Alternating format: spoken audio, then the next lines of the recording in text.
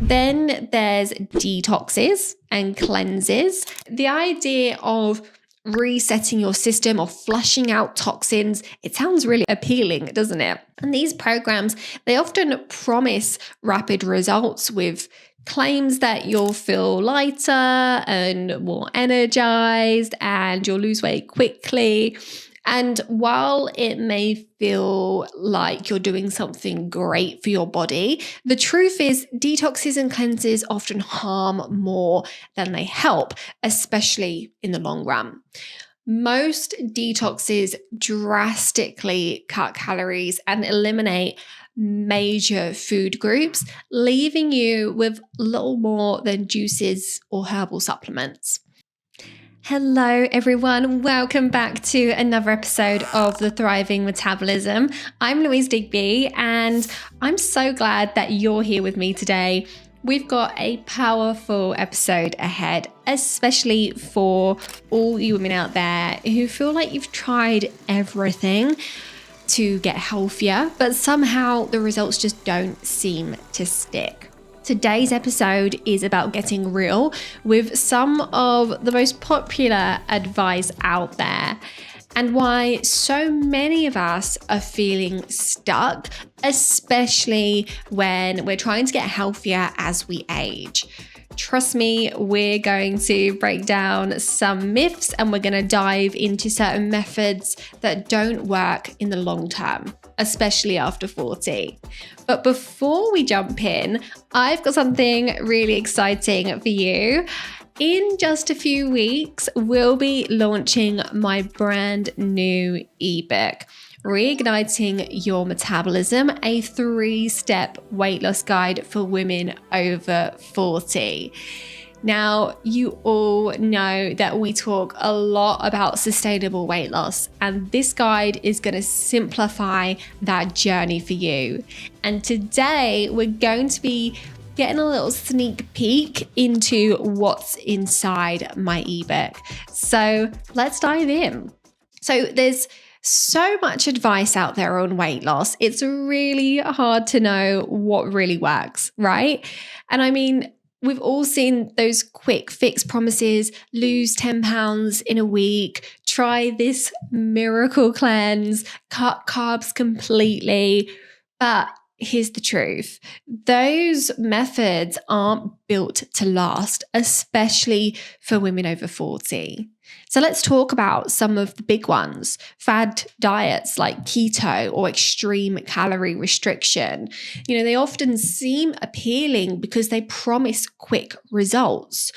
You might see the number on the scale drop and that initial success feels great. But here's the problem. They don't address the long-term needs of your body. Take keto, for example. By severely limiting carbohydrates, your body goes into ketosis, where it starts burning fat for fuel instead of glucose or sugar. And this can lead to rapid weight loss in the short term, but it's not a balanced approach. Carbohydrates aren't just bad. They're essential for providing your body with sustained energy, supporting brain function, and keeping your metabolism running efficiently. When you eliminate entire food groups like this, you're not giving your body the full range of nutrients it needs to thrive in the long run. Similarly, extreme calorie restriction can lead to fast weight loss because you're consuming fewer calories than your body needs to maintain its current weight. But this approach can actually backfire, especially as we age. When you consistently deprive your body of calories, your metabolism slows down to conserve energy. And this is your body's survival mechanism kicking in. Over time, this makes it even harder to lose weight. And the moment you return to eating normally, your body stores those extra calories as fat, often leading to weight regain. And I've seen this pattern time and time again. The results are temporary. And it's frustrating because You put in all this effort only to find yourself back at square one, or worse, heavier than when you started. And that's why these quick fix solutions don't provide lasting success. They focus on short-term changes without really considering the long-term effects on your body and metabolism. And for women over 40 whose bodies are already experiencing changes in hormones and metabolism, this can be even more damaging. And then there's detoxes and cleanses. And I know many of you have tried them. I certainly have in the past. And the idea of resetting your system or flushing out toxins, it sounds really appealing, doesn't it? And these programs, they often promise rapid results with claims that you'll feel lighter and more energized and you'll lose weight quickly. And while it may feel like you're doing something great for your body, the truth is detoxes and cleanses often harm more than they help, especially in the long run. Most detoxes drastically cut calories and eliminate major food groups, leaving you with little more than juices or herbal supplements. And while you might see an initial drop on the scale, this is usually just water weight or even muscle loss, not fat loss. And what's worse is that these extreme calorie deficits can slow down your metabolism. When your body doesn't get the fuel it needs, it goes into compensation mode. So lowering your metabolic rate to preserve energy. And this means that after the cleanse, when you return to normal eating habits, your body is more likely to store those extra calories as fat because it's trying to make up for what it lost. Plus, your liver and kidneys are incredibly efficient at detoxing your body on their own. They don't need a special cleanse to do their job. What they need is balanced nutrition, hydration, and adequate sleep, things that most detoxes and cleanses don't provide. Now, let's also talk about overexercising. How many of us have fallen into the trap of thinking that if a little exercise is good, then a lot must be better? Especially as we age, there's this pressure to work off the weight through endless cardio sessions. But more isn't always better, especially after 40. When you push yourself too hard, your body produces more cortisol, which is the stress hormone, and elevated cortisol levels can lead to weight gain, particularly around the midsection.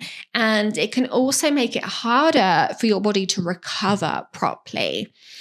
This constant state of stress keeps your body in fight or flight mode, making it harder to burn fat and easier to store it. I know so many of you have tried these methods, just like so many of my clients have, and it can feel frustrating when the results don't last. You're not alone in feeling like it's this never-ending cycle. So why do these methods fail long term? Well, first and foremost, it's because of metabolic slowdown. As we age, particularly after 40, our bodies undergo significant changes. One of the biggest factors is that our hormones fluctuate, especially for women going through perimenopause and menopause. Hormones like estrogen and progesterone, which play key roles in regulating our metabolism, they start to decrease. And this change can make it harder to burn fat and easier to gain weight, particularly around that midsection. On top of that, our muscle mass naturally decreases with age, and muscle is metabolically active, and it's certainly more metabolically active than fat, meaning that it burns more calories at rest. As we lose muscle, our resting metabolic rate slows down, and we burn fewer calories even when we're not active. So this metabolic slowdown is a key reason why the weight loss methods that we used in our 20s and 30s just don't seem to work anymore. We can't simply out diet or out exercise these changes in our bodies. Many traditional weight loss methods like extreme calorie restriction, fad diets, or excessive cardio, they don't account for this slower metabolism. They might lead to short-term weight loss, but because they don't address the underlying changes in our bodies, they're not sustainable. For example, cutting calories too drastically can cause your metabolism to slow down even more as your body thinks it's in starvation mode and it starts conserving energy. And this makes it harder to lose weight and easier to gain it back once you return to normal eating. And it's also important to remember that our stress levels tend to increase with age, whether it's from juggling work, family, or other responsibilities. Higher stress levels means higher levels of cortisol, stress hormone. And elevated cortisol can also contribute to weight gain, especially around the belly. So while we might try to out-exercise the weight gain with more cardio or stricter diets, we're actually working against our body's natural changes. So instead of relying on outdated methods, we need to shift our focus to working with our bodies as they age. And this means nurturing our metabolism, supporting hormone balance, and building sustainable habits that align with our body's current needs. Now, another key issue that we must talk about is the emotional connection to food. This is a big one, ladies, and it's often overlooked in most weight loss programs and diets. Food is not just fuel for our bodies, it's deeply tied to our emotions. And if we don't address the emotional side of eating, it doesn't matter what method we use, the weight will come back. For many of us, food isn't just something we eat to nourish our bodies, it's comfort when we're stressed, a reward when we're feeling good, or a distraction when we're bored or upset. We might reach for that chocolate bar after a rough day at work, or we might indulge in a bag of crisps when we're watching TV because it helps us to zone out and detach from the stresses of the day. These emotional triggers can become a habit, and they're hard to break without consciously addressing those underlying causes. When we're not aware of this emotional connection, we can find ourselves stuck in a cycle of emotional eating. And maybe you've had a stressful day, and instead of dealing with the stress directly, you reach for comfort foods. This may give you a short-term sense of relief, but it often leads to guilt afterwards. And that guilt can make us feel even worse. And in response, we might turn to food again for comfort. And this cycle can really sabotage any progress we're making with our health goals. And here's the kicker. No diet plan, no matter how well designed, can break this cycle if we don't acknowledge and address the emotional drivers behind our eating patterns. It's not about willpower or being good with your diet. It's about understanding the role that emotions play in our food choices.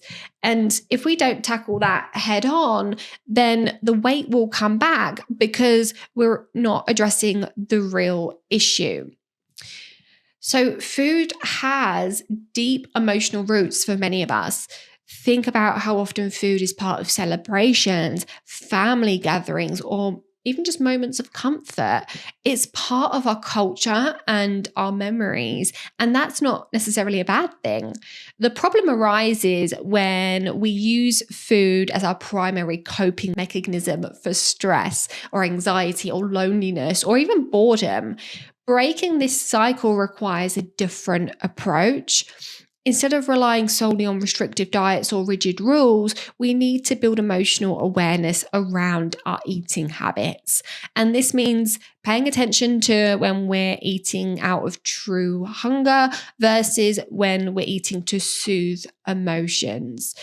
It's about creating healthier coping mechanisms, whether it's journaling, going for a walk, practicing mindfulness, or simply pausing to ask ourselves, am I really hungry? Or is there something else going on? When we address the emotional side of eating, we can finally break free from the constant yo-yoing of diets and emotional triggers.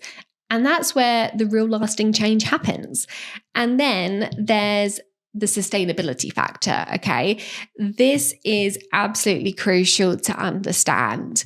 If you can't see yourself doing something for life, whether it's a strict diet, a cleanse, or an intense workout regime, it's not going to lead to long-term results.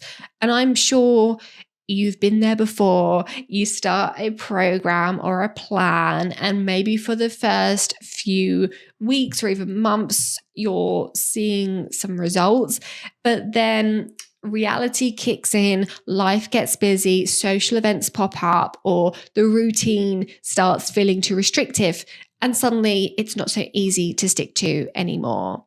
Here's the truth. If something feels like a short-term fix or requires extreme effort to maintain, it's not sustainable. For example, many fad diets require cutting out entire food groups or drastically lowering your calorie intake. Sure, you might be able to white knuckle it through for a few weeks, but eventually your body starts craving balance. And that's when the cycle of yo-yo dieting begins. You restrict, lose weight, and then once you return to normal eating habits, the weight comes back, and often with a little bit extra. And this constant cycle isn't just frustrating, it's also hard on your metabolism and your emotional well-being. This is why I'm all about reigniting your metabolism in a way that works with your body and not against it. It's about finding a balanced approach to nutrition and movement that you can see yourself sticking with for life. We need to shift away from the idea that weight loss is something that you do temporarily and then move on. Real sustainable weight loss is about building habits that integrate seamlessly into your everyday life. Habits that make you feel good and energized and healthy without feeling deprived or exhausted. For example, instead of extreme calorie counting, it's about nourishing your body with whole nutrient-dense foods that support your metabolism and hormones. So instead of punishing yourself with grueling workouts, it's about finding a physical activity that you enjoy and that complements your body's needs as we age. Whether that's strength training or walking or yoga or a mix of different activities. The goal is to create a lifestyle where these habits become part of who you are, not just something that you do to reach a number on the scale. The real magic happens when you stop fighting against your body and you start working with it. When you align your nutrition and your movement with your body's natural rhythms, especially as you age, weight loss doesn't feel like an uphill battle anymore. It becomes a natural effect of treating your body well. And that's the kind of sustainability that we're aiming for. Something that you can feel confident in doing for the rest of your life without fear of regaining the weight or falling off the wagon. So in my ebook, I've developed a super simple 3-step process that focuses on reigniting your metabolism naturally and sustainably. But I'm not going to give you all the details just yet. Instead, I want to give you time to check in with yourself. Think about how your body is responding to all the diets and methods you've tried. It is really essential to listen to what your body is really trying to tell you before jumping into something new. So here's why these 3 steps work. They are science-based, they are personalized, and they are easy to integrate with your daily life. We're going to be focusing on sustainable habits that don't just get the weight off, but keep it off. And it's not about restriction. It's about working with your body's natural rhythms. So to help you get ready for the ebook, I want to share some actionable steps that you can start taking right now. So let's start with a practice that I recommend to pretty much all of my clients, and that's journaling. It's a really powerful tool for understanding your body better and tracking how you feel each day. You don't need to overthink it. Start with just a few minutes each day. And here's what I want you to focus on. Firstly, a one-word check-in. Just write down one word that captures how you feel today. It might be energized, it could be fatigued, anxious, content. This simple practice really helps you to tune into your emotional and your physical state. Secondly, we want to do a food journal. So next to your mood, jot down what you ate, and this will help you to recognize patterns between what you eat and how it affects your energy and your mood. Then we want to keep some sleep notes. Note how well you slept the night before. Was it restorative, restless, or interrupted? This is a key in understanding how sleep impacts your daily performance. And then we want to do a weekly reflection. So at the end of each week, take a moment to review your entries. Look for patterns. How did your mood correlate with what you ate or how well you slept? This weekly reflection will deepen your understanding of your body's responses over time. And by tracking these daily aspects, you're essentially creating a map of how your body performs, which will be invaluable as you explore the 3-step process in the ebook. I'm so excited for you to dive into this ebook when it launches. Mark your calendars for October 25th. It's going to be a game changer. If you want to be the first to get your hands on it, click the link in the show notes to sign up for the waitlist, or just comment ebook on any of my posts on Instagram and I'll send you a DM with the link to the waitlist. And you're going to be the first to know when it drops. You can also sign up using this link, bit.ly/TMP ebook. So I'd love to hear from you. What weight loss methods have you tried and what's worked, or maybe what's not worked for you? Share with me on Instagram. Let's get the conversation going because I'm here to support you on your journey. As we wrap up for today's episode, I want to remind you that understanding your body is a powerful journey. By taking the time to tune in and listen to what your body is telling you, you're not just preparing for the insights in my upcoming ebook, you're also reclaiming your health and well-being. Every small step you take towards understanding yourself better is a step towards empowerment. And I'm here to support you every step of the way. Thank you for tuning in today. And until next time, keep listening to your body and stay empowered.